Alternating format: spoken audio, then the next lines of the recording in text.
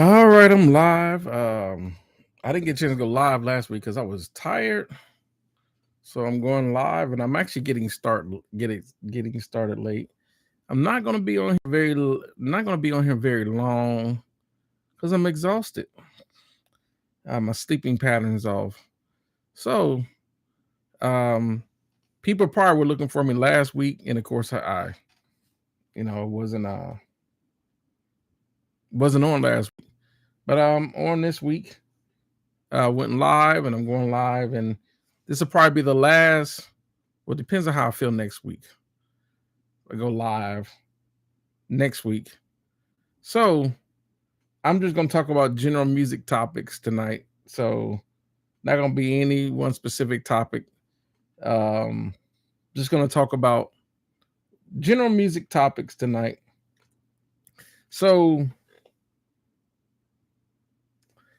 anyhow, I'm doing my next Sunday live chat. So or Sunday, yeah, going live here on YouTube. Um, right now, I just got finished um working on the Christmas CD, so um probably got to fix a couple of things on the mixes, but that's uh that's always part of it. So I'm gonna redo that. Christmas is coming up, so I hope everyone's gonna have a happy Christmas and gonna get what they want. Um, because no one knows we don't know what's gonna happen next year, or for the next 4 years, or we don't even know what's gonna happen next month. But it's 2025, so hopefully everyone's gonna get what they want. If someone, hopefully if you got some stuff that you're looking to get for Christmas, maybe a new audio interface, or maybe some new speakers, or maybe some plugins or some software, I hope you get it. MIDI controller or things like that. So I just want to thank everyone for tuning in. I was trying to do this every Sunday, but it isn't always feasible for me to be able to do this every Sunday like I want. And I'm getting started late. So I'm just talking about general subjects and general topics. But I want to say one thing I can say, even though I made a video probably over a month ago about why recording studios were closing. And I think a lot of people put in a lot of reasons why they thought recording studios were closing.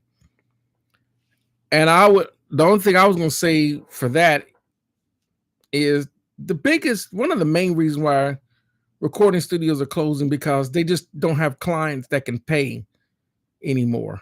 Because a lot of clients that have decided to buy their own gear and do this stuff at home. And but there are still quite a few people that still go to recording studios. Like I would say, like, for example, Nashville recording studios are probably busier than most. But I think it's the Los Angeles, maybe some of the New York, some of the other places that were real popular, like New York and Miami. A lot of these smaller recording studios are probably closing because a lot of people just decided to buy gear and do it at home. So anyhow, welcome Emperor Kamikaze. He says I got the Topaz console circa 97 and a Patch Bay Snake, gonna wire it over there. Okay, good deal. Good deal. I'm big on analog consoles because I just like the way sonics go through a console. That's just me. Some people are very happy just working with their DAW and working in the computer, which is perfectly fine.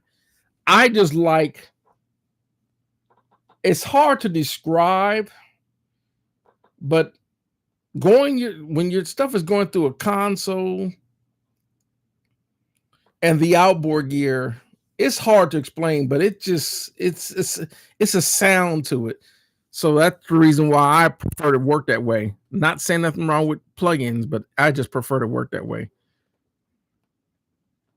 Yeah, that's pretty much it. Labels don't fund artists because, you know, I was talking about that when I made the video. Welcome, Ogre Picks. I'm getting started late, but yeah, I was talking about the recording studios. It's just that, you know, a lot of artists don't have the budgets. You know, how it worked in the old way or the old days was that a recording artist could sign sign a contract, and part of that, part of the money that the record label would give them would be in advance, and a lot of advance money would pay to go, you know, to a recording studio to record. But as record labels stopped making money, they had to change their whole business model with 360 deals and everything else. So they're not giving out advances anymore. An artist pretty much already have to have 1 million followers and already established before they even get signed, you know, and the record labels are there just to help them with promotions and stuff like that. Welcome, Jay.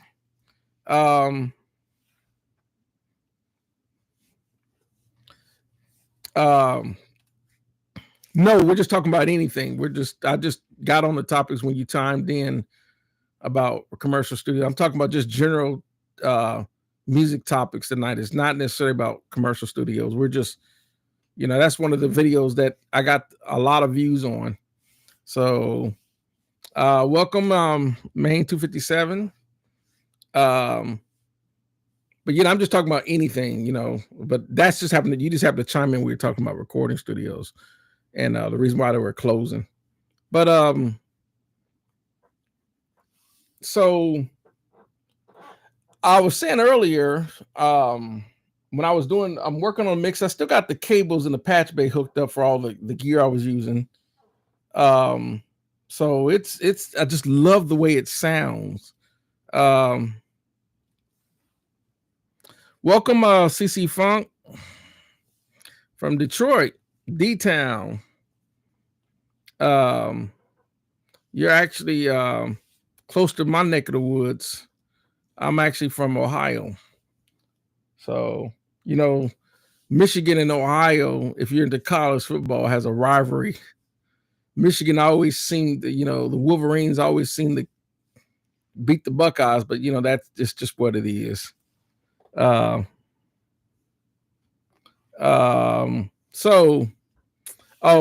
me see. What'd you say, Jay? Have you ever noticed how many home studios rival $1 million studio commercial studios nowadays? It blows. Yeah. You know, if you think about it, most of the time when people are recording at home,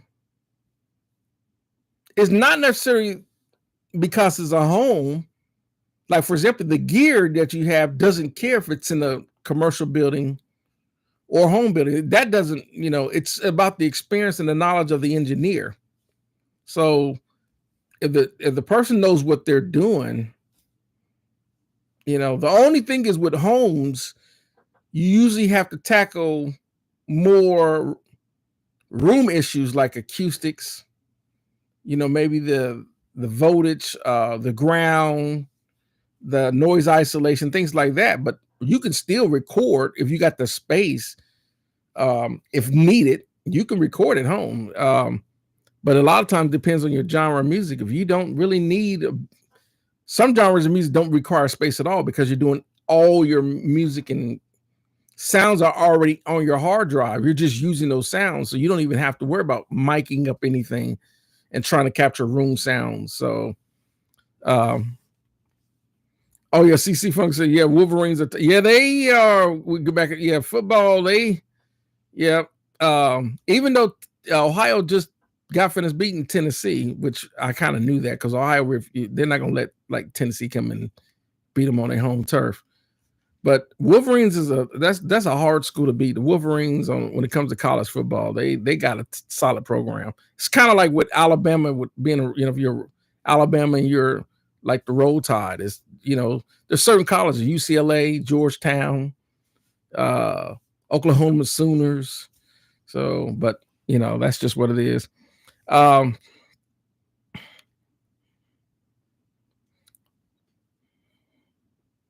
Oh, he said, I don't know anything, but yeah, Wolverines is Michigan.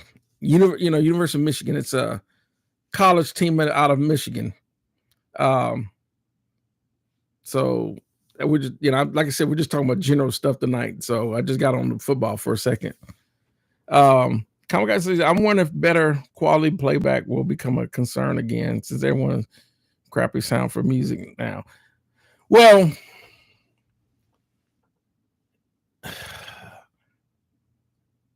if it's crappy, it's because the people don't know what they're doing. It really has nothing to do with the gear. You can put a novice in front of a vintage $500,000 Neve, for example, 8048 console.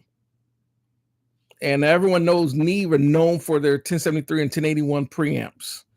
It revolutionized the sound recording. And this is back even when when Rupert Neve designed a Neve console.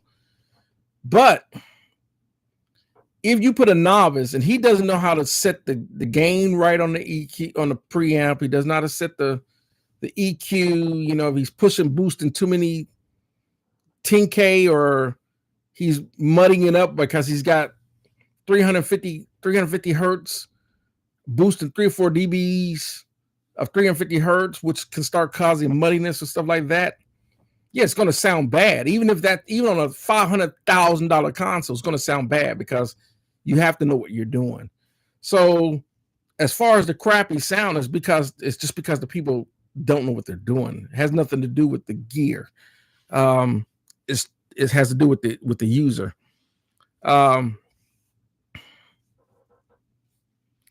Yeah, like I said, that's what I'm saying. Also, I was saying earlier about you mentioned about when you got homes to sort out more room issues, most likely own or paying less in rent. Yeah, exactly. Because you think about it, you fix your issues in your home studio. Because what's great about having a home recording studio is you own it. You live there. You don't have to book it. You want to go in your home. Like I'm doing this video in my this is a bonus room. But it's my recording studio. My other room, I got my drums in there. But when I was married, that other room used to be her office. And then we have a guest bedroom because the master bedroom's downstairs. But it's just that's where I got my drums right now. I'm not really using it as a live room because this is a house. So if you can isolate, like I said, the biggest thing with the homes is they don't have a dedicated star ground system. They don't have a dedicated wiring system. The same voltage that your refrigerator, microwave is on the same ground circuit as, so a lot of times you have to tackle those as well as, room noise, diffusion, bass traps, acoustic panels and things like that. You just have to fix those. But a lot of times, even when you fix the acoustic issues, you still got noise isolation issues you have to worry about. I'm kind of lucky because I'm in a quiet neighborhood. It's quiet during the day and at night in this neighborhood that I'm in. So I don't really have to worry about fire trucks or, it's pretty quiet. Every now and then a fire truck or some loud noises or helicopters because be flying over or whatever. But other than that, it usually doesn't happen when I'm recording. So CJ, all those American hand football teams. I know. Yeah, football, because most other countries, when it comes to football, in the United States, we call it soccer. But a lot of other countries call it football. But football is a big thing in the United States. Like our Super Bowl is coming up for the pro teams, and of course the Rose Bowl for the college teams. That happens every year, but it's the big tournament. But football, is huge. Just like with basketball, and I think another biggest sport that we have besides football, really four sports are the biggest things: football, basketball, baseball, and hockey. But a lot of other countries, they may be big into like A lot of them are into more of soccer and stuff like that. You know, they might be into. I see that a lot in other countries, but um, so. Oh, you saying you meant people listen on cheap buds and boom? Yeah, you know, um, I don't. You know, the biggest thing for me, a pet peeve for me is, let's say I work on some music for a client, um, and they listen to it, but they're listening to it on the speaker on, which is off their iPhone or Android. You're not going to get details of the music listening on the speaker on an iPhone or an Android. You're just not. I prefer them, like me. I got an actual full stereo system right here. I got a set of set of Cerwin Vegas and a Sony sub and all that, to really, when I'm listening to something that I mix, I put it in here to see how it's going to reference from when I didn't, you know, when it actually references really well. But you have to listen to it on a real system, you know. You're not going to get the details on on that. Or if you got, like you said, crappy earbuds or something like that, you're not going to hear details like you on your iPhone or Android that little cheap speaker. You're just not. Um so but yeah, see, so anyhow, let me see. So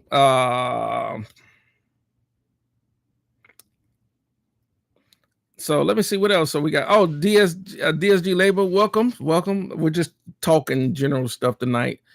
So I'm just talking about general subjects.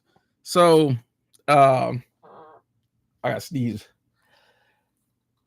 Excuse me. Okay. My 5 favorite albums this year. I don't have anybody that I listened to lately. Because I'm too old school. I'm probably a 90s R&B, 80s, 90s. And even in 2000, just depends on artists. Like, you know, it depends on what Usher might put out, or Alicia Keys, Mariah Carey, and Mary J. Blige. But I'm not big on, like, I don't listen to like Future or The Weeknd or Ariana Grande or any artists like that. I just don't like. A lot of people like that when Beyonce, you know, made that, you know, she made that supposed to be a country and western song, but I'm not feeling that. I like that Beyonce when she made Crazy in Love, Love on Top. So that's just me. Most modern music just doesn't really grab me like the older stuff. The older stuff they tend to did a lot more interesting stuff to me when they were making music. I'll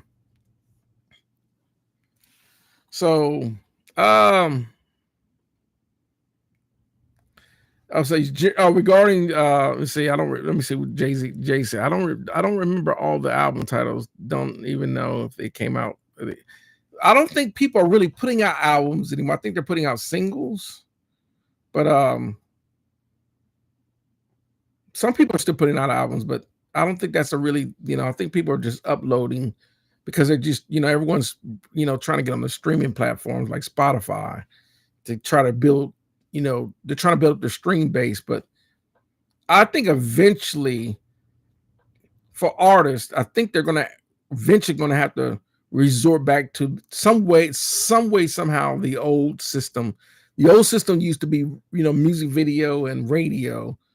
And because it's, you know, it's the music with all the outlet streams like SoundCloud and Reverb Nation and all these internet platforms, and you got millions and millions of people on these platforms. I think it's just overly saturated. No one can be, you can't really, isolate, the old system. What made the old system work was, for example, when a record label did market an artist, not only were they able to get them on all the radio stations, and the video would get them on all the video places, but that way, when you're listening to the radio and you're hearing this artist and you're going and you're seeing their music videos, and when you're going to all the distribution outlets, like all the CD stores and all that, you can see, oh, there's Neo's new album, and it's right there in Walmart or whatever, or is at the CD stores, KTEL Records and all that. That's what worked. Now with millions of people on SoundCloud, no one's standing out for you to. It's only going to be people that knows that artist, but on a worldwide scale, like it used to work. I think that's why a lot of people are having a hard time trying to get noticed with. So Main said 250. I had 2 sets of D9. What's a D9? What's a D9? Just let me know what's a D9. So DSG. I didn't listen to Jerry or Snoop's new one. I don't. Maybe it's me, because Snoop's my age. Remember, Snoop started. Just like with Dre, all them guys are my age. Because you remember Dr. Dre got started in the 80s. I think other than keep your head, keep ring ding, keep the heads ring. And when he did the Chronic, I think that was Dr. Dre. Some of Dr. Dre's best work was the Chronic album. Between Dr. Dre and DJ Quick, but I don't really know about today. Oh, LL, you say LL's new album is dope? Okay. I might have to listen to it. I like that LL, LL started in the 80s as well. Then they started saying he started going a little bit soft with his music because he made Around the Way Girl and he started making music like that. Then he started going into movies. Then he's on TV with the doing the playing the special agent on TV and all that. But so and to see Jay's New Jeans, KB, His Glory, Alone, Leviance's album, the new N-Dubs album, and CLC. See, I don't listen to none of those artists, so y'all don't be mad at me, but I just don't listen to. I don't really listen to those. I just don't. I'm a 90s person. I'd rather listen to Wifey by Next. That's just me. So anyhow, LL, Dre, Snoop, Rakim. See Rakim, Eminem, Fat Joe. I like the Rakim, especially Eric B and Rakim. I like the Snoop back when he was doing the Dre during the 90s days. That's just me. Fat Joe. I ain't really been I've never really been a big Eminem person. I know you work with Dr. Dre, but I've never really been a big fan of Eminem. A lot of people like Eminem. I've just never been a big fan of Eminem. All right, welcome, Kevin. I'm good. Was tired last week. I didn't get a chance to do this live stream last week. I was tired.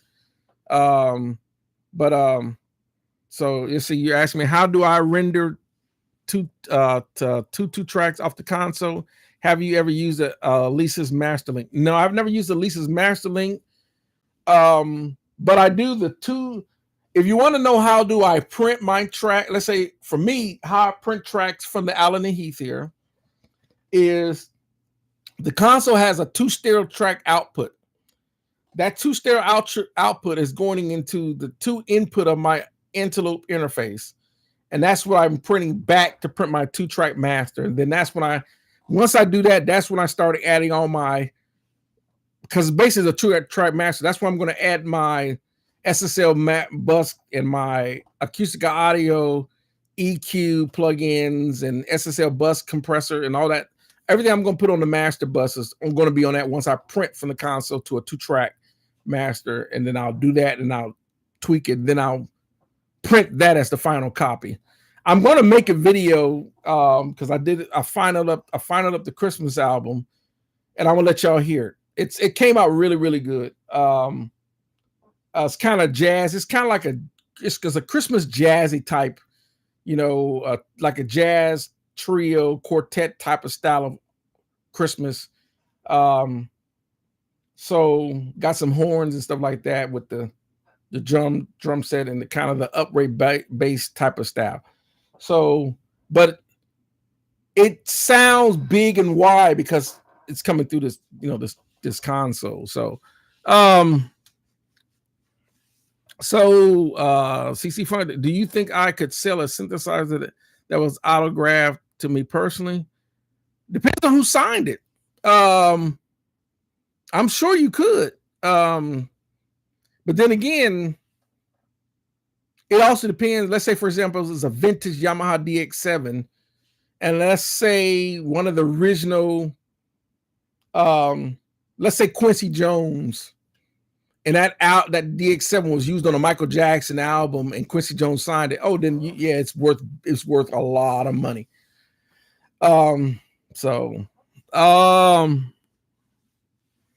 And Jay saying music has a lot less attention power now since the death of music video TV shows.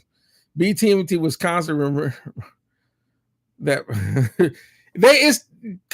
I don't think artists are encouraged to make music videos like they used to, which to me, I think the music video, I'm telling my age, because I remember when there wasn't any music video. That's how I'm telling my age. I remember when music video came out. I remember MTV started, and BET started, and VH1.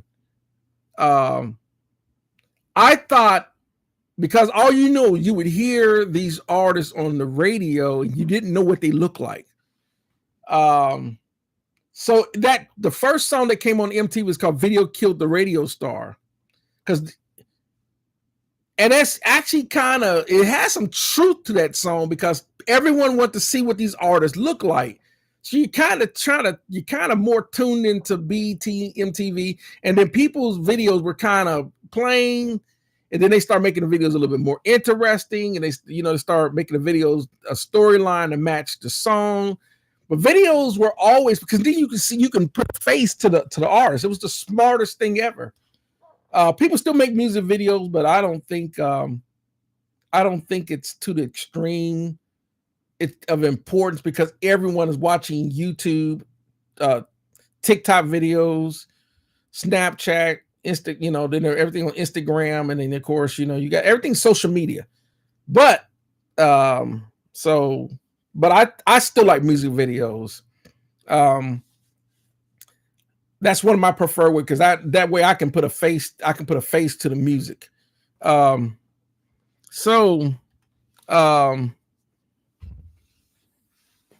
me see. What did I miss? I think I missed some. Let me see. So blah blah blah blah. Let's see. Yo, welcome, Chris. Welcome. Holler Archer Boy, welcome. At your boy. Holler at your boy. Oh, holler at your boy. Gotcha. Okay. What's my mix bus chain?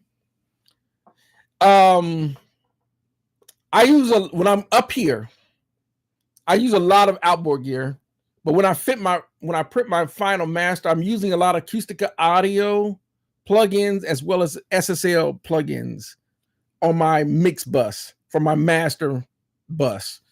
So I'm using plugins for that. But when I'm actually mixing, I'm patching in actual outboard gear, actual physical outboard. I'm actually using real reverbs and delays and real compressors and real EQs. So that's how I'm doing it. So, all right, let me see what else. What we got? Let's see. We witness resurgence of 80s tones and songs, maybe in the next 90s. Well, if you noticed that you mentioned that, Emperor.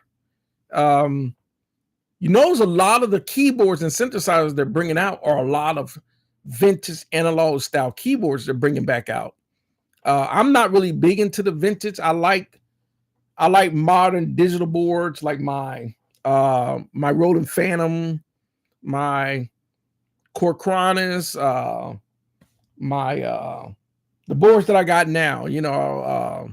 My Roland Phantom G6, boards like that. I got my Sonics and my Kurzweil and my Triton Studios and all these boards. Plus, I also have rack modules. Plus, I also have Virtual VST, my Edge. I got virtual instruments as well. A lot of virtual software. I prefer that, but a lot of people like those vintage classic boards. They're really, really popular. So people are buying them left and right. Well, MTV, you said music videos are still a thing, but once MTV videos, because I don't know why MTV decided they want to do reality TV as their thing. I don't get that. I can get, maybe on a Saturday they would do a reality or whatever, but MTV, I don't even watch MTV. BT, like BT Soul, they still have a lot of videos. VH1 still has videos, so I still watch a lot of those. And then other than that, I'm on YouTube watching classic videos, because I can go up there and do a search for a classic video on YouTube and it'll pop up. So YouTube is a lot of my go place for videos, because dang near every video is on YouTube now. But what's happening is a lot of publishing companies are starting to shut a lot of people's channels down that are uploading videos because it gets into copyrights and everything else. And if you don't have a license, you're not really supposed to be uploading artists' videos without a license. And so a lot of people are getting hit or flagged for that. My eye itch right here on the corner. Okay. Oh, you're talking about like I said, I think DSG Label said you can still hit, but you got to be exceptional. Look at that deal. I think everyone started trying to make music that would be commercially accepted, that a lot of people started getting away from being original and being creative. But I think that's kind of damaged the music industry, and people really, it's kind of like if this artist make a song and this artist make the song and they both sound identical. I think people are bored with that. People want to go back to, for example, and I'll go back to some 80s tracks. For example, if I threw on let's say Can't Find Love by Earth, Wind and Fire. Well, Can't Find Love by Earth, Wind and Fire sounds nothing like Stevie Wonder's I Wish. You knew immediately the minute I Wish came on, you knew exactly who it was. And it's the same thing. And that was across the board for like every artist coming out. No artist music then, because artists have full creative control and producers have full creative control before all the record labels became corporalized. I mean, the big three, and start forcing record labels to put out generic music. Listen to Thriller. Thriller sounds like no other song. So I think people want that again. I think that's what people want. People, even today, people want, they don't want predictability. They want something. Oh wow, listen to that. They want to be wowed with music. So let me see what else. Welcome, Victor. So welcome. Anyhow, gotta stick with VST hardware like that so far beyond my type. Oh yeah. Well, and it's all about what people can afford. I'm a little fortunate. I've been a little fortunate, but I'm by far from rich. I'm just been fortunate, and I find deals. I'm always looking for deals. I never pay for a lot of stuff that I buy. I never find, you know, um, full price for a lot of stuff. Sometimes I find a really good deal on something like I only paid $1,800 for my new that Roland Phantom, the one I got. I only paid 18. The other things were going for 32, brand new. I only paid 18 for mine. So now CC said I had it in the Sonic ASR 10 once. The sequence was weak, so I sold it. You know those ASR 10 samplers, because I have 4 Sonic boards myself. I think when they first came out, because they came out early 90s, everyone wanted an ASR 10 because sampling. But I never owned a sampler then. But I had a buddy of mine that had an EPS 16 plus and Sonic EPS. I didn't see the need to pay the extra $1,500 for the ASR 10 over an EPS 16 plus. But that was just me. But now, you know, my Triton Studio can sample, my Roland Phantoms can sample, my Korg Chronix can sample, my Yamaha Motif can sample. Almost all boards can sample now. So, and then, you know, every DAW and even MPC can sample. So it's like buying an actual keyboard sampler that you really don't need it today, because you can sample right into your DAW and splice it and do everything right within your DAW. Victor says you really know the copy and pass once you start listening to the radio from other countries. Everyone wants to sound like an American band or singer. I think United States, because not to make it technical, when you're talking about a country like United States, it's a little bit more fortunate country than other countries, and they can have the luxury of having recording studios and all that. Yeah, it's going to be kind of like if everyone's listening to American music, they're going to want to get that American sound. The only other country that started to sound as good as American countries would be like Europe, because if you look at Europe, became the king of like analog consoles. We're talking SSL and Neve. Of course, API is an American company, but then of course there's Triton, which is also European. But yeah, I think a lot of countries are mimicking, because United States always was one of the countries that had money that could build, that where artists could become millionaires. Wasn't very so easy for a lot of other countries. Did happen in Europe, but not to the extent of like United States. But it's not like that today. It was the record label was really making the most money from it. So let me see. It's getting easier to make nice videos cheap for you. Yeah, because you can do it now. You had to spend $30,000, $40,000, $50,000 to make a music video, because they would use film, and it was like making a miniature movie set, except it was a music video that people start doing on camcorders. But now you can make a music video with your iPhone, with your Android. You can make that, and even with the software you can download editing software right there on your phone, make a music video, edit right on your phone, and then upload it to YouTube. That's just how crazy technology has gotten. People are doing the software, even on your phone, is just what people can. It's insane. It's unheard of. You would have never thought about 20, 25, 30 years ago. You would be like, people told you could do what you can do now. people thought you were crazy. So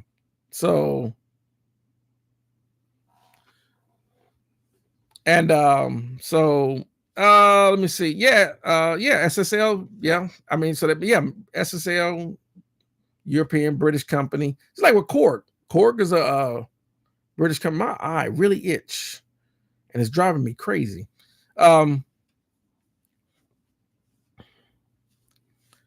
Well, you say you're asking about $1 million plus for a hype. We're going back to Michael Jackson. Where we're talking about artists that had mega budgets, because Michael Jackson was Thriller the highest gross selling record album of all time. They knew Michael Jackson, if he made a video, they knew Michael Jackson was guaranteed, if he made an album, that he would guarantee to make at least $50 to $100 million.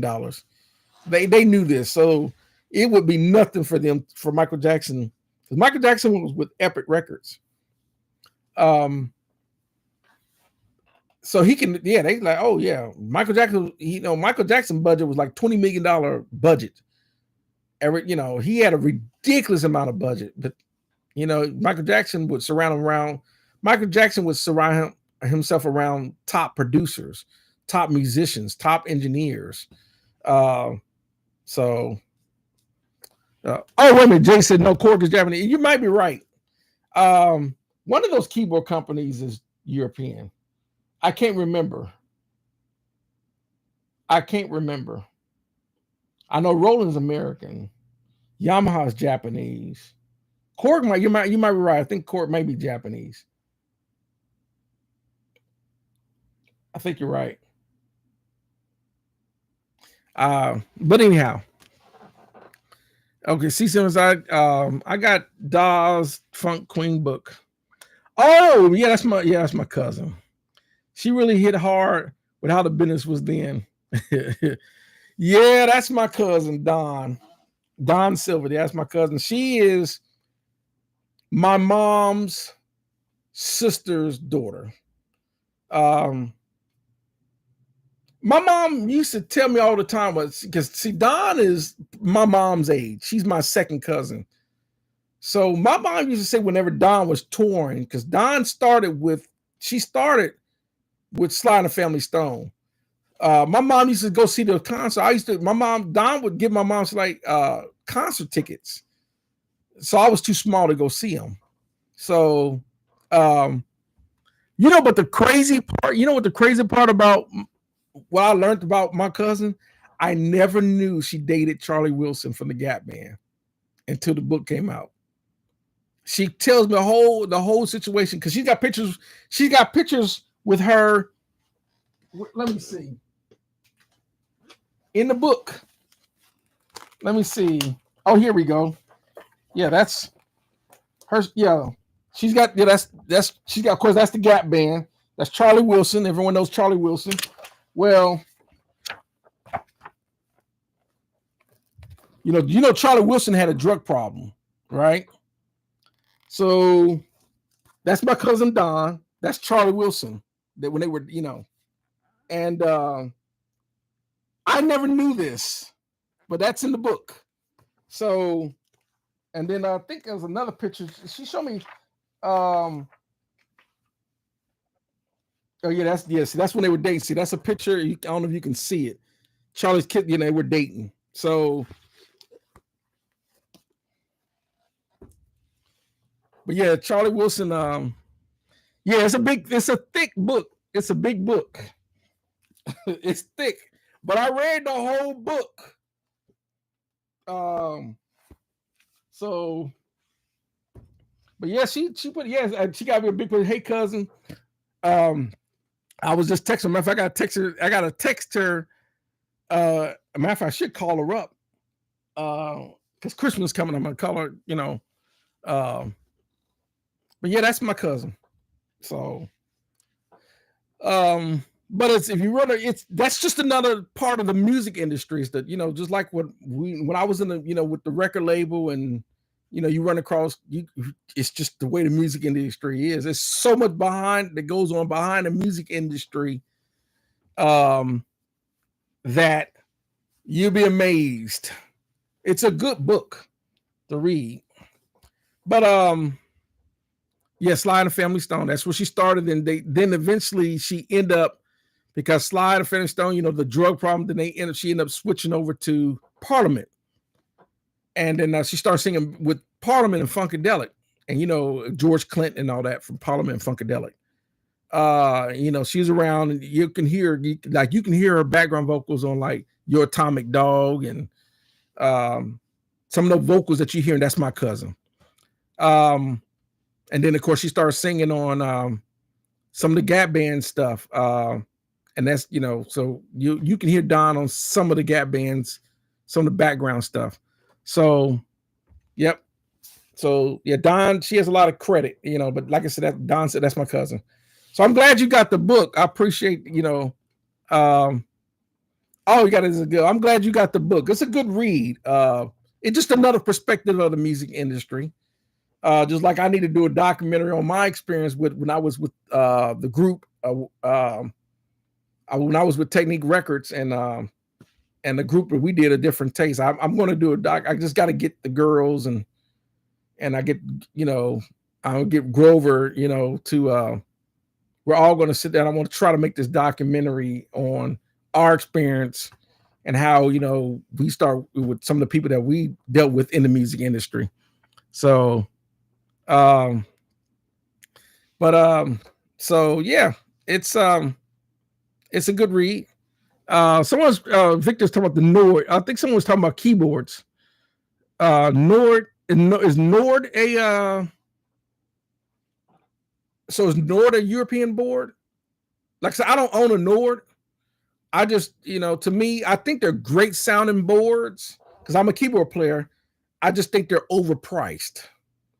And I don't really think I'm getting anything better than like my Roland Phantoms or my Korg Kronos or my Yamaha boards. I just don't see the need to buy a Nord. I know a lot of people like Nord keyboards.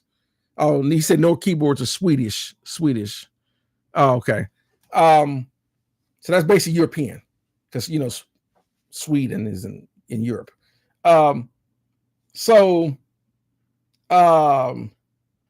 didn't really, you know, a lot of people, they swear by Nord boards, but I'm like, whether you want a Fender Rhodes sound or EP sound or piano sounds, I think my Rolands and my Yamahas and my chords sound just as good. And I also got VST software. So I don't see buying a Nord. They're overpriced to me. And a lot of people like they like the Nord Stage 3s and stuff like that. But I just, you know, and then one person, man, you gotta get the, you know, one person, man, get the Nord, man, they get the Hammond, the organ sound. I'm like, why would I want to get a Nord when I actually play a real Hammond? I play that at church a real Hammond with a real Leslie 122 cabinet. That you can't beat a real Hammond with Leslie.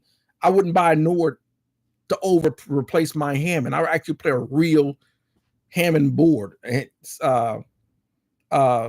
C3 with a real Leslie. So I don't need it for that. But I'm not going to knock anyone that likes Nord boards because they're sought after boards. It's just I don't feel that I need to buy one. I got Kurzweil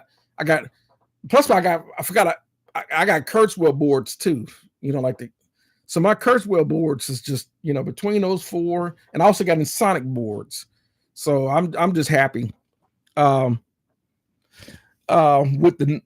my, you know, just now if someone gave me a Nord, then of course I'll take it. But I'm not going to seek one to buy one. I got too many boards as it is. That's just me. So Jim, yeah, there's a lot of artists. When you got producers like Jimmy Jam, Teddy Riley, Babyface, when you got producers, I mean, you're talking, you know, musicians like everyone knows, for example, Herbie Hancock is well endorsed by Korg. That's why he plays a lot of Korg boards. He gets all his Korg boards free. But yeah, when you got producers, the $1 million producers, yeah, they can buy any board they want. So yeah, you will probably see a Nord with producers like Jimmy Jam, Teddy Riley. But like I said, I'm just with my like I said, I got Kurzweils, I got Sonics, I got Rolands, I got Korgs, I'm just happy with those boards. Very happy with them. Oh yeah, someone sees the DSD labels. The Montage sounds good. Yeah, the Montage that's a Yamaha board. So I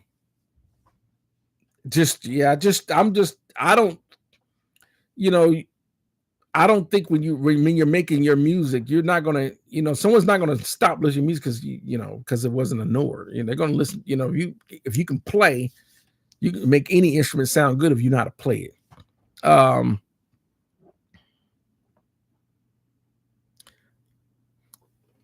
yeah, exactly. Amphion Studio. It's like PMC Audio or naturally like SSL. Because of the name Neve. It's kind of like $4,000 Neve preamp or $1,100 Heritage Audio Neve clone.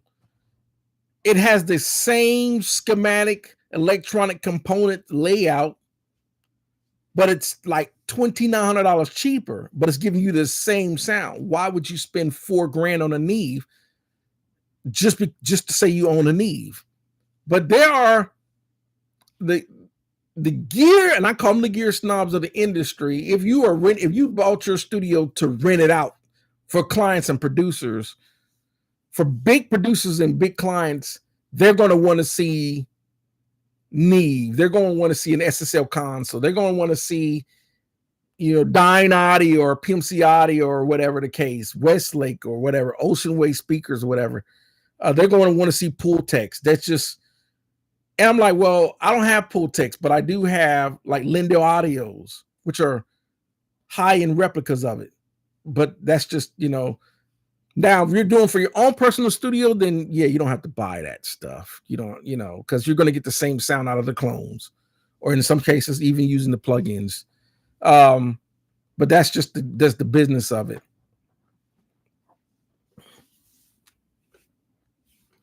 Oh yeah, yeah. Oh, Jay said Bro Studio is like a candy shop. I'd be stuck there for. Are you talking about buying? Yeah. Some people think I went overboard, but I love this. This is just me.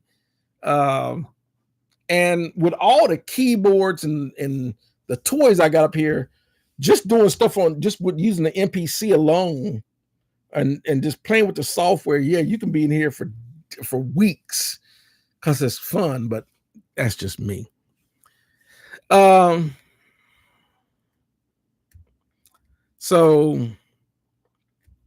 you said, yeah, using the Nords. And like I said, some people like Nords. I'm just, like I said, I'm not knocking Nords. I just have no desire to buy one.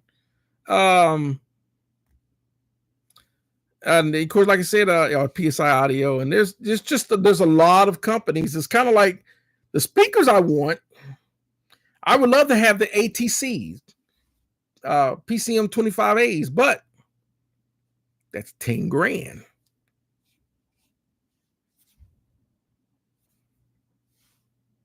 I'm like, on some studio monitors.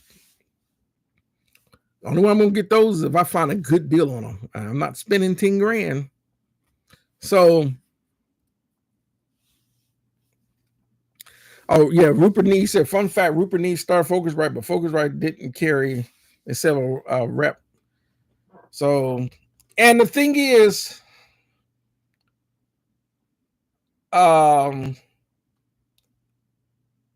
it's such a shame on the Focusrite. Like I said, I'm scratching my eye because it's driving me nuts. Because I scratch it, y'all know how it is. You scratch it, and it like it won't stop itching. Even though I might be irritating it, but it's kind of like they had 10 of these consoles that they built for Focusrite, but I think they stopped building because studios stopped wanting. They were creating these consoles at the time where all the big gigantic consoles that were already in these big studios, and people just didn't have the desire to keep buying large, bulky, heavy consoles. So they couldn't sell as many as they wanted. So they had to end it. But the Focusrite console that there was 10 of them. Of course, 2 got stripped and 1 got damaged. And there's only like 4 or 5 left. It's the best looking console for a large analog console of that style I've ever seen. The best. And of course, there are a lot of people that swear on the ISA 110 preamp that comes in it. They swear by it. But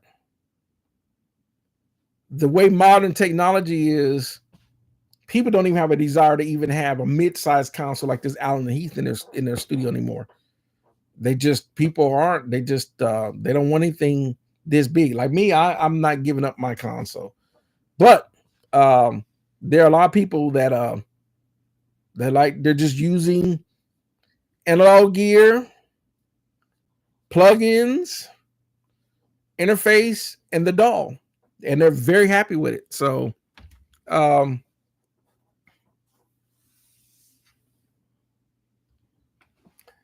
he says, I need Mark to send me one of those Avalons.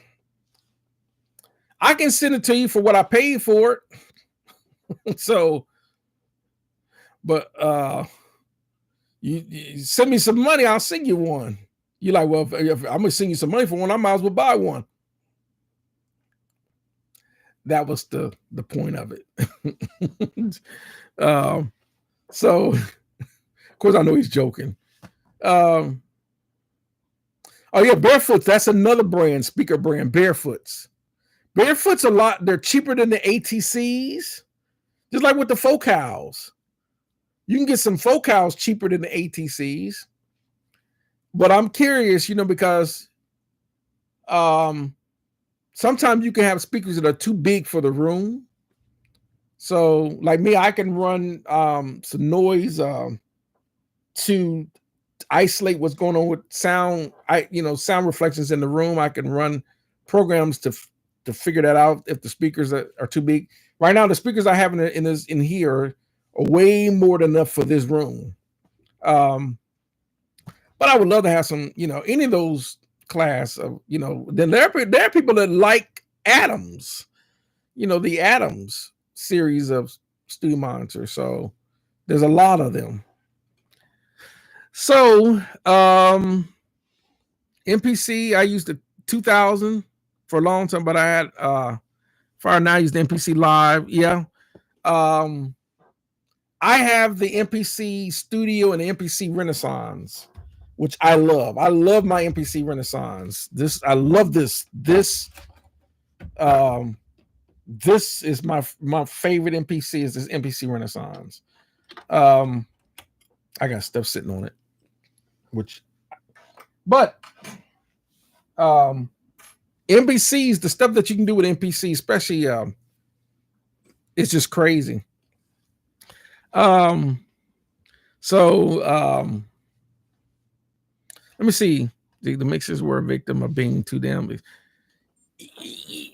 but now you said victim being too expensive, but now here's the crazy part. Even though let's say you wanted to get,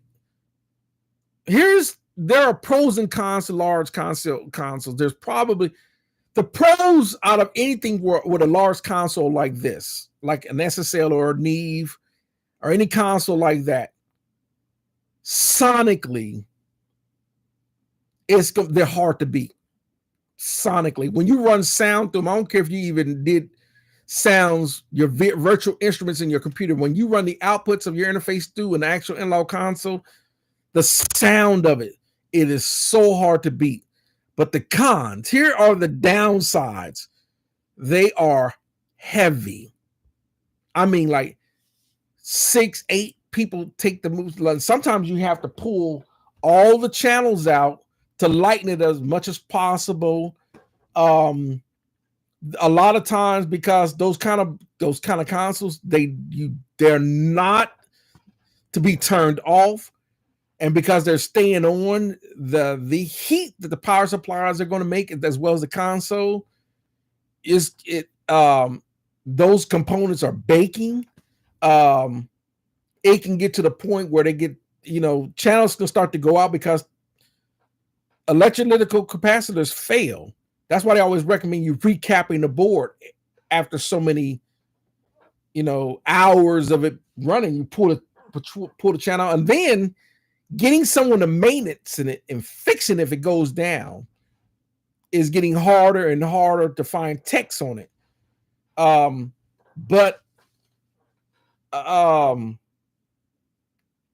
it just, if you had the desire to have those large format console sound, that analog sound, it is hard to beat.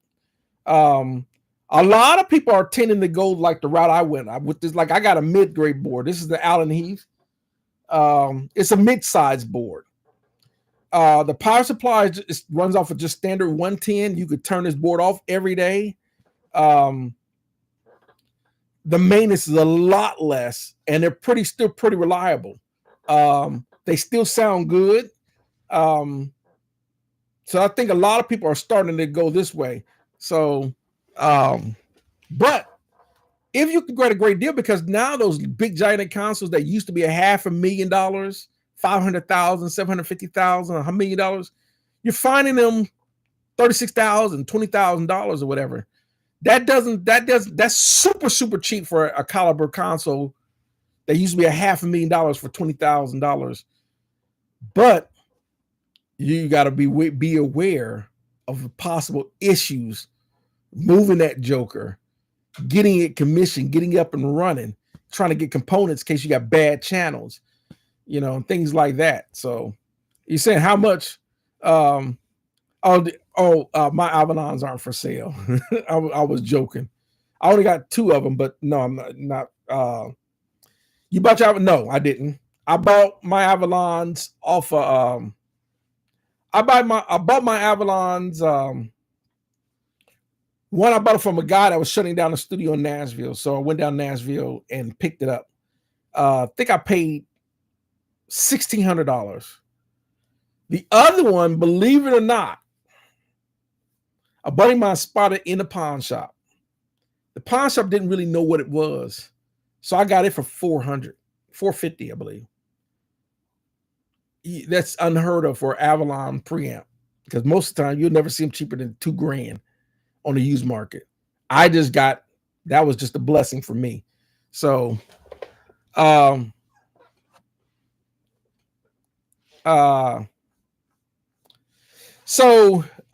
that's what I'm doing. And now, you're saying, you got deals down there. I can't get premium gear around me. Yeah, believe it or not, that's why I said you can, like, for example, they look like Nees, but those are Altrons. Those are Nees 1073 preamp clones.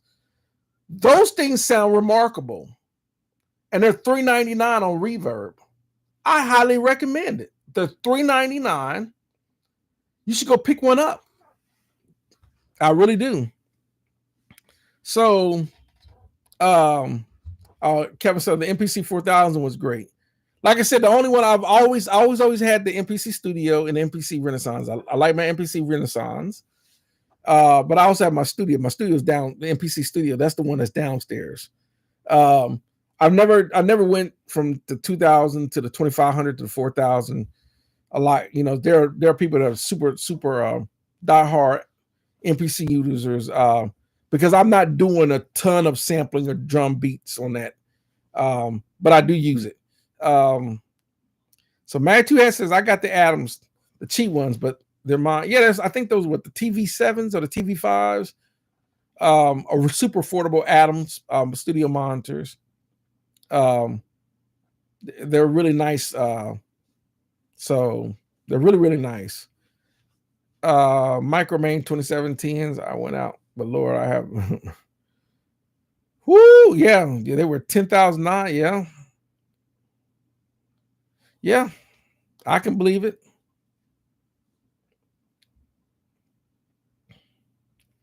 Oh, to get a fatso, yeah, you're talking about Euphorical Labs fatso. That's their other cream of the crop, other than the distressor. So that's a really good piece. A lot of people like those, just like a lot of people like I forget the other piece that's really popular. Um, Comic, you say you feel like the album monitors are unreal because no one will play back on ribbon tweeters. Um, well,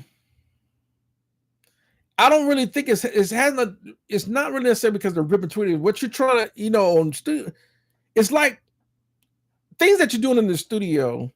The average person that when you're making your music are not going to be listening to music on studio type monitors. They're going to be listening to them on Androids, iPhones. They're going to listen to like Mac or PC speakers or stereo, or maybe in a car stereo, or maybe on earbuds. So, but the ribbon tweeters for those speakers are designed to give you high end accuracy without getting ear fatigue. Um, that's the point of it. So, just for reference, listening and reference for mixing and all that. They're not really designed to be, to be using them as your regular audio file listening. So, um, Kevin says, what 500 series you can get? Let me see. With 500 series, you can get the sound of big board. You just have to want, yeah. If I would really got a hip to 500 series, I knew about 500 series. I wish I had done more 500 series sooner. Because they're still a little bit more than some clones, but they're way more affordable to get 500 series than it would to actually get the actual 19-inch rack. So John said, "Hey, what's going on? Welcome, John. We're just talking general music talk before the Christmas. You know, um, Christmas is coming up, so I'm hoping everyone who's have Christmas wishes get when it comes to studio gear or whatever. I hope you get what you want. Um, like me, I just got to finish ordering some more cable. I didn't realize I had quite a few broken cables. So I ordered me some. That's what I'm treating myself. It's just more fixing broken cables and stuff that was broken. I was wondering why I would plug something up and channel 1 would work, but channel 2 wasn't. I'm like, I know it ain't the gear. Kind of find out it was a bad cable. So let me see. Jay says I got Old Faithful HS8s. Good studio monitors. Good studio monitors. Yamahas are a really good, really good company.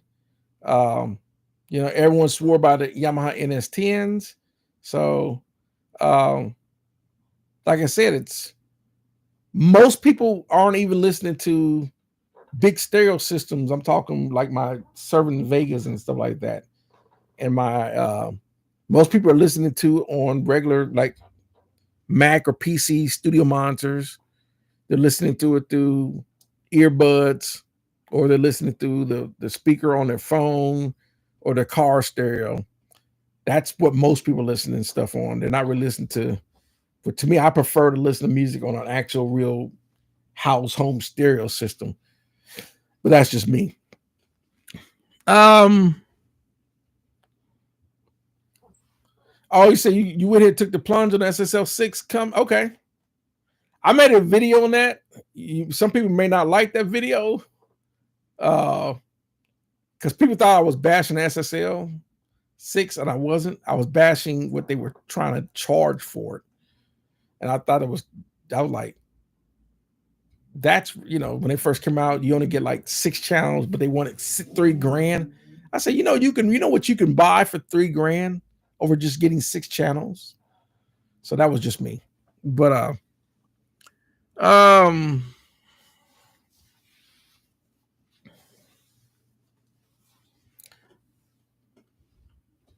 Yeah, that's what. Yeah, yeah. Jay just talking about the tweeters and all that. But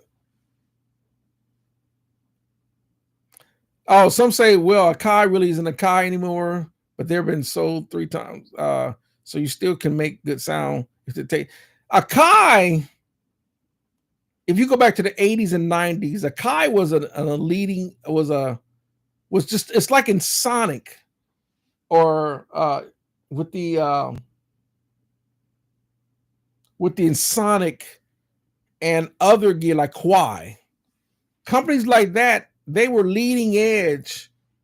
But for some odd reason, they couldn't keep up with and a lot of them just fell off. So Kai kind of left the hardware section and really just started doing the MPC stuff.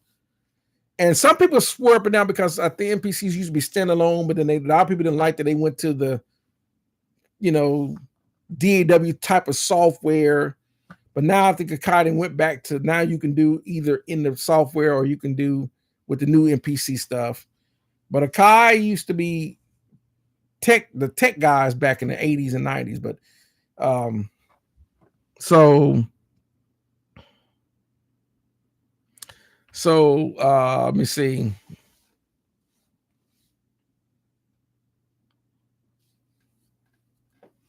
And that's like I said, you said I decided to order. There's nothing wrong with the SSL 6. There's nothing wrong with it. Like I said, my only issue with the SSL 6, and of course they the big 6 and all, was the price of it. I have nothing wrong with the sound quality. I've never said anything was wrong with the sound quality. But I know you're not saying that I said that. I just, when I made my video, that was my only issue, was like, that's overpriced. Even though it's a good unit, it's just a little overpriced for me. Yeah, SSL makes good stuff.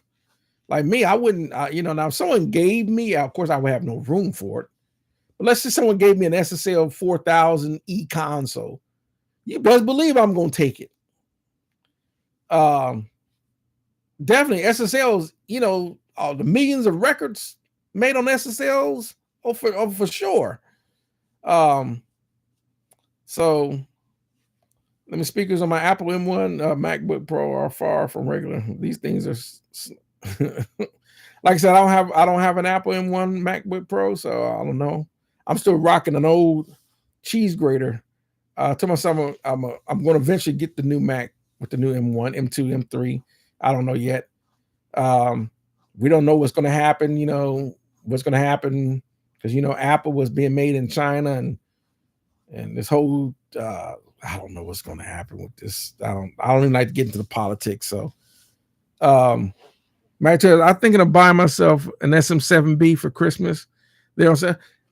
If they're on sale and you want one, buy it. I would say get it. I definitely would say get it.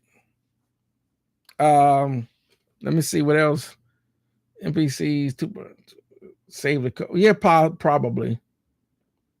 So, yeah, talking about if they save code. Yeah, I would. But yeah, John is still saying all about the price of the. It's down to 1,200 and thousands if it's on sale, as far as the Mac and stuff like that. Yep. So, 7 Some Music, Mark Lee, SSL alone. I'm a fan. I'm not. Trust me, I'm not messing with SSL. I like SSL. Like I said, if someone gave me an SSL 6000, 4000, the SSL duality in those consoles, I would even take that new SSL Origin. I would. When I was picking on SSL, when I made my video about SSL, I only made a video about SSL about their price. I thought the little 6 was $3,000 for 6 channels. You only got 2 stereo and two mono channels. I'm like, just no. And you only got 3 fixed EQs on it, which everyone knows when you get an EQ, when you buy mixers like that and they got 3-band EQ, they're fixed. They're always going to be fixed at 12K, 2500 for the mid, and maybe 100 hertz on the low. They're fixed. They're not fixed for EQs. You cannot make any bandwidth sweepable bandwidth adjustments. And I'm like, well, the mid portion of everything is what you need to fix when you're trying to fix your EQ, because EQ is about fixing frequency issues. It's not always about just, I'm going to boost all my EQs. Sometimes you need to attenuate EQs. And sometimes you need to adjust the bandwidth. Instead of having a bandwidth, you might have to make the bandwidth a little bit more narrow. You have to might more notch that bandwidth. And if you got a fixed, like for example, even though the high and the low is fixed on this, the mid and the mid high and the mid low are sweepable. So you can sweeten up the EQ curve. That's the whole point. So you can make stuff so it doesn't sound, you want to make your stuff sound clean and you don't want to get rid of any muddiness. That's the whole point of EQ. You make your stuff clean. But if you got fixed EQ, sometimes it's hard to do that. So that's why I wasn't really a big fan. So, Seven Son said, yes, you are. You laughing at it. Like I said, I'm not I'm not picking on SSL. I would love having SSL, but me, I would rather have a big format console. That's just me. But I'm still not going to dish out, even if they are used for 20, 30 grand. I don't think I'm dropping one because the things weigh. An SSL console, if I was getting 4,000, first of all, I got to figure out what I'm going to do with the power supplies.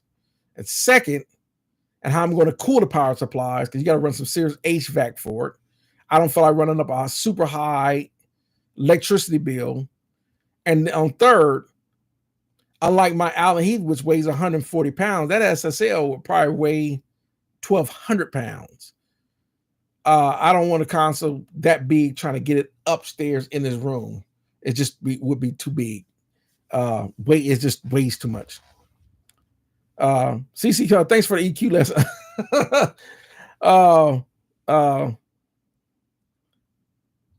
No, don't feel bad for buying a Big Six. No, it's a good buy. If you get a good deal, if you get a good deal on that SSL 6, yes, by all means, for sure, buy it for sure.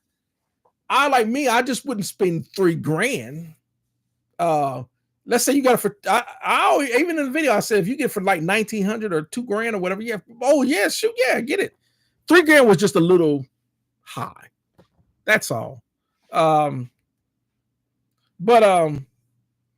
said it came down to 1,800 on. Oh yeah, well then yeah, for sure, definitely for 1,800, yeah, get it for sure.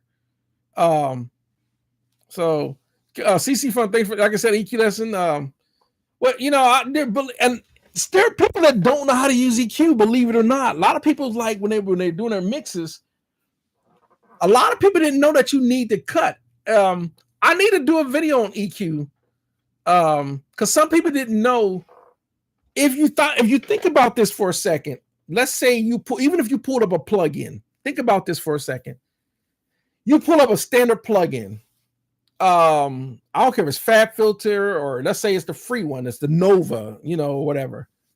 Most of them are going to come with a lot of times they start you with 4 band. Let's say it might start you off with a high, a mid-high, a mid-low, and a low.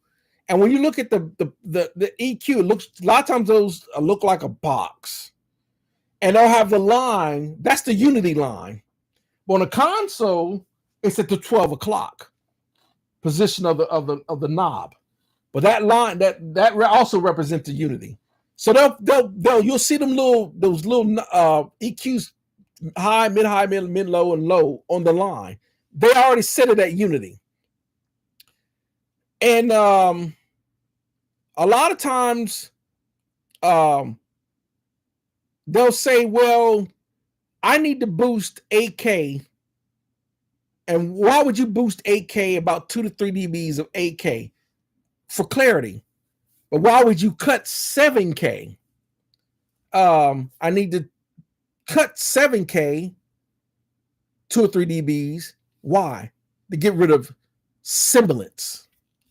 I need to boost 3K mid-high. I'm going to boost about 2 to 3 dBs of 3K. Why? to add clarity. If you're at around 1,000K, you might want to attenuate 1,000K or even 800. Why? To get rid of unnecessary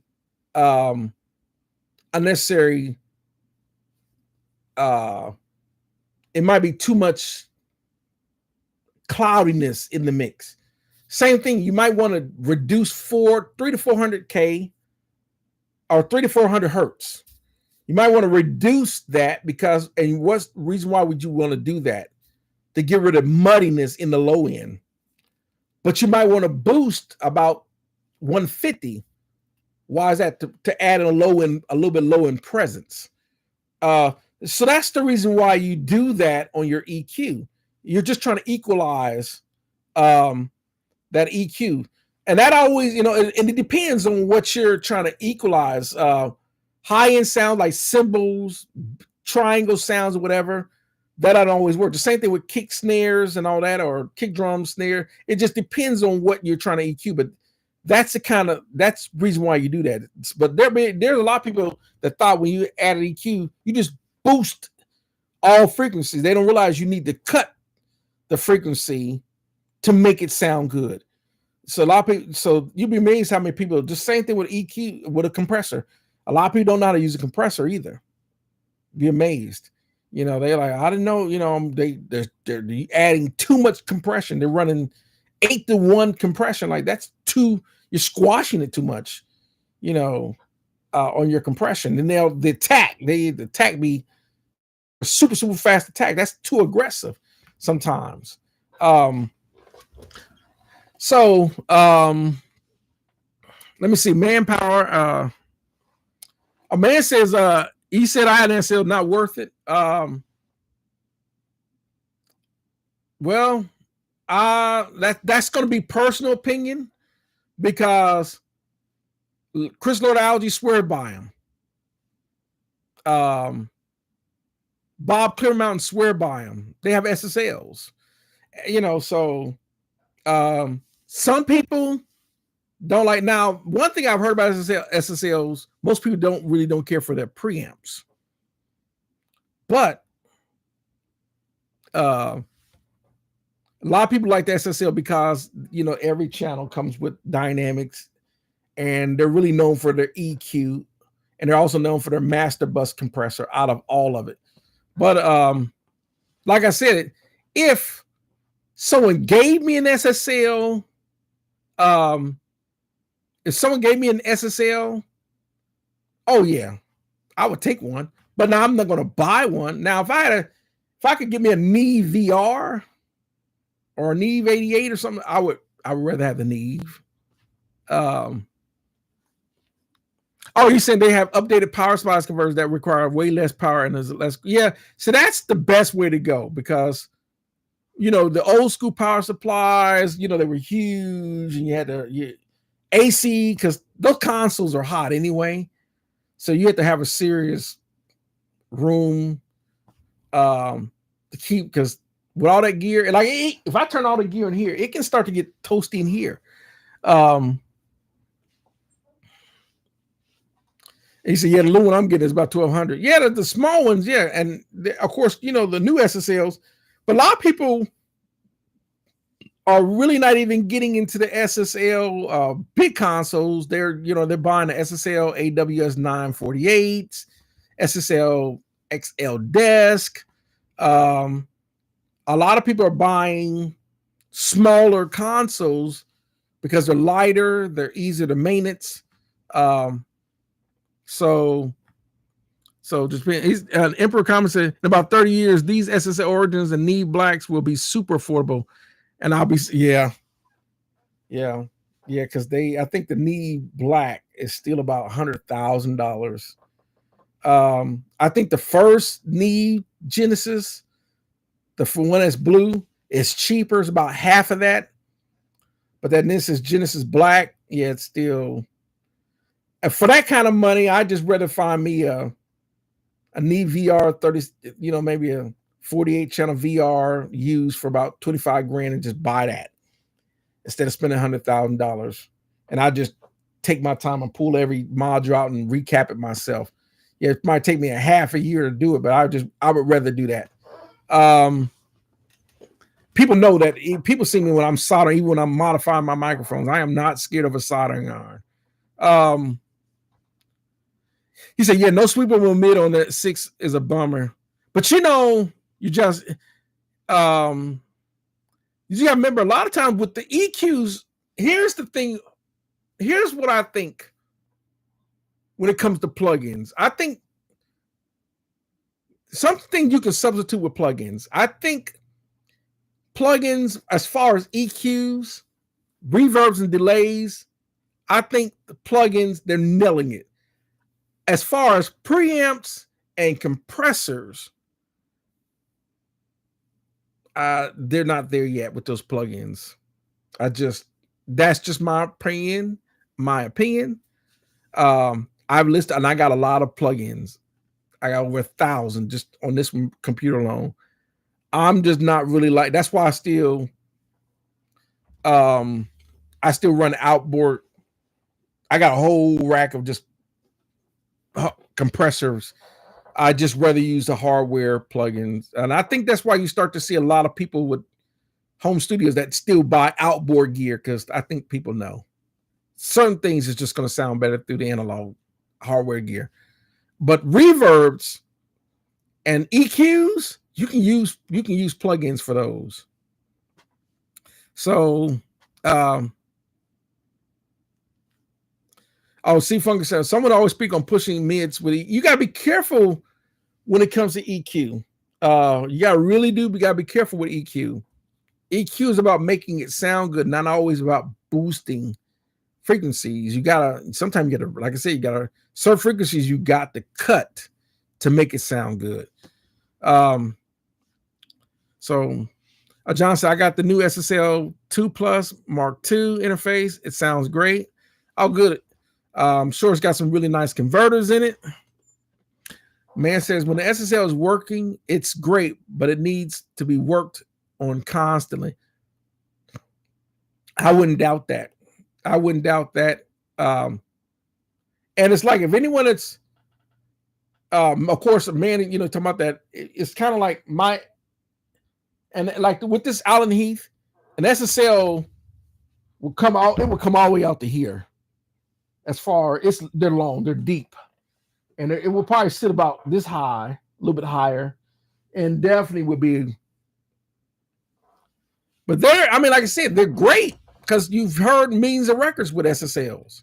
You heard millions of records. I mean, Journey, Madonna, Duran Duran, U2, Rolling Stones, Barbra Streisand, Whitney Houston, Mariah Carey.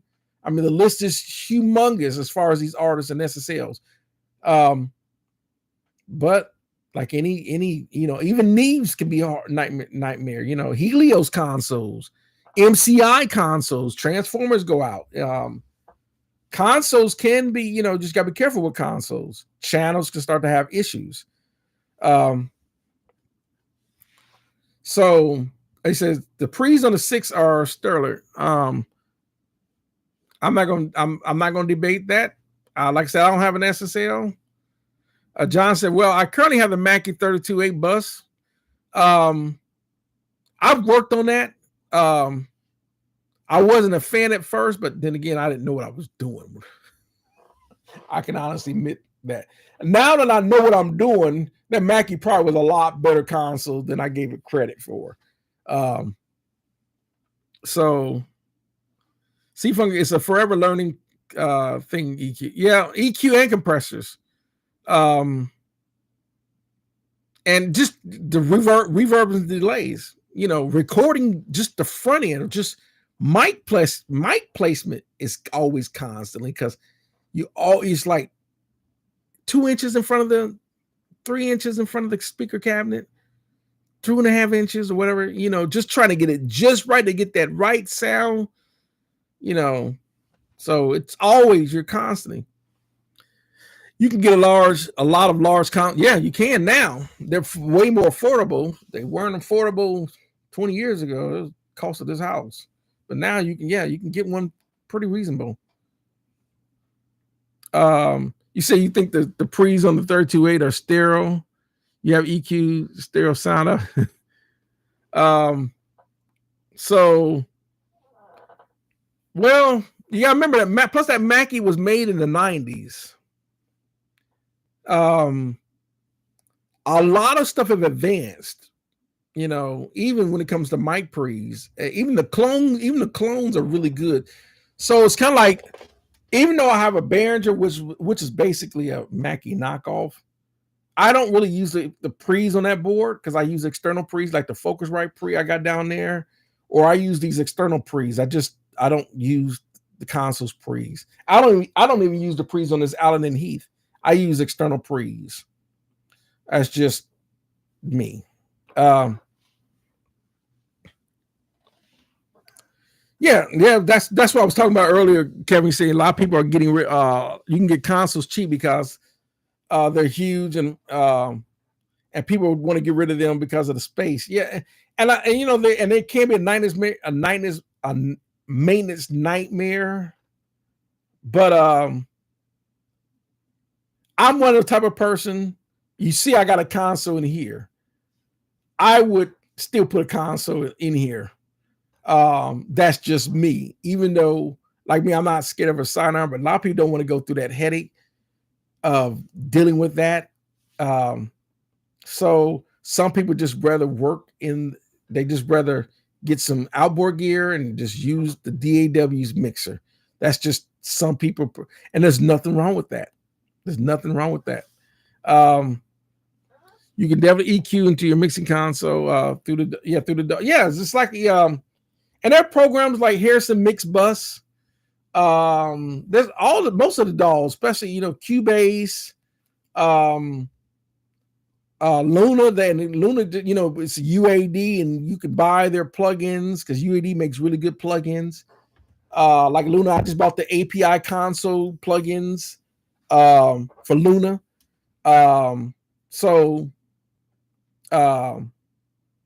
Johnson's the salt with acoustic audio is gold. Yeah, I got acoustic. I have the Amthurst, which is based.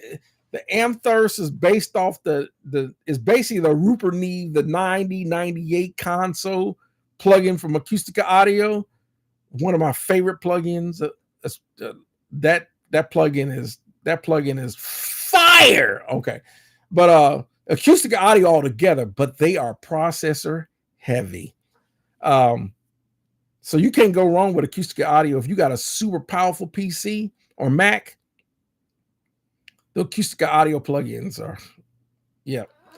Do you use the real-time analyzer when you EQ? Sometimes I do. When I'm looking at it, just to see, it's kind of like in a spectrum analyzer, just to see if I'm getting. I definitely use it on the low end because I want to make sure I'm not over pushing the low end when I'm doing mixing and stuff like that. So I do use the RTA sometimes. Yep, for sure. Yep, it's industry standard, but looking at all the videos on the 6S, I'm convinced they sound. Yeah, like I said, I would tell anyone, if you can get a good deal on one, buy one. I'm gonna tell you what, if another investment, if you want to go something bigger than the SSL 6, eventually, you know what's starting to come down is the SSL XL desk, and that's one of those consoles that you can actually put in your own 500 series modules. They were about 20 grand, but I'm starting to see people dropping price in those. That might be something you might want to invest in. They're not super big. You can put one in the bedroom easy, and so it just depends. Someone says, what camera am I using right now? I'm just using a little Microsoft webcam. I have I bought me a Panasonic GH that I'm going to get some software, and I'm going to actually get a couple of soft lights, and I'm going to start using my Panasonic GX5 for my video, just getting everything together for that, because I'm right now I'm just using the webcam, and I just got this little desk light for now because it works. So, but That's what I'm using right now. So, so it is now 10 o'clock.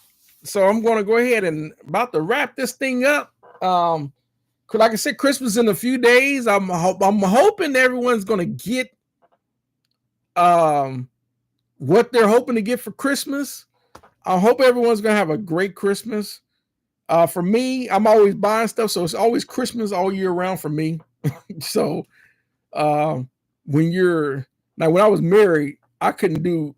Trust me, in this house, people probably see my studio tour. I cannot get away. When I was married, I could not get away with where my house is now. When I was married, my ex-wife, my wife, when I was married, was not having that. But did I miss something? So give you live analog sample the SSL API and Neve all in one. Oh, okay, that's cool. I might have to check that. I might have to check that out then.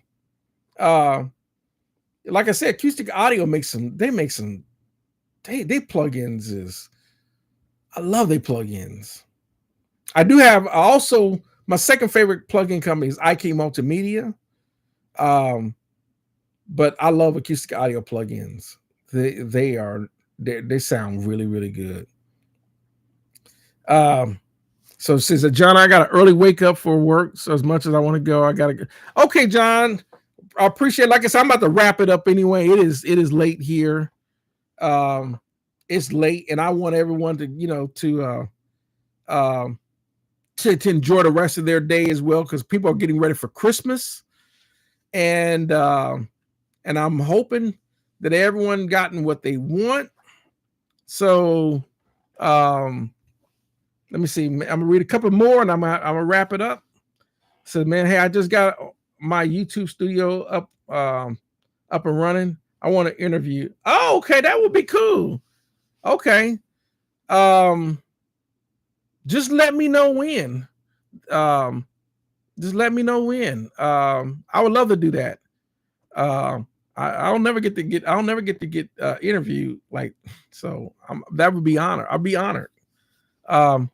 Thanks, Seven Son. Great. Merry Christmas to you as well. C-Funk said I use the Yamaha DX100 because, yep. I'll give you one last thing. I have a friend of mine. His name was Eric Prater in Dayton. He used to work at Roger Troutman. He used to do all the voice boxing for Roger, and Yamaha DX7 was one of the keyboards. So, so you got my email saved, so I'll send you an email. I got to say, okay, cool, okay, great, awesome. I'll check that. But he used to do those, and this is when Rogers will, rest in peace. Because if everyone knows the story, Roger got killed by his brother in '99, which was tragic. That was such a tragic. But yeah, those DX100. A lot of people are buying vintage classic boards like that again, so they're going up in price. So, like me, I have the Yamaha. I got the original Motif, and I got a Yamaha Motif XF. So I'm not looking at any classic vintage Yamaha boards unless someone gives me a vintage Yamaha DX7. But I already, because I have modern Yamaha boards, I probably would never get the older boards, but you never know. So anyhow, it is now after 10 o'clock. I want to wish everyone a Merry Christmas.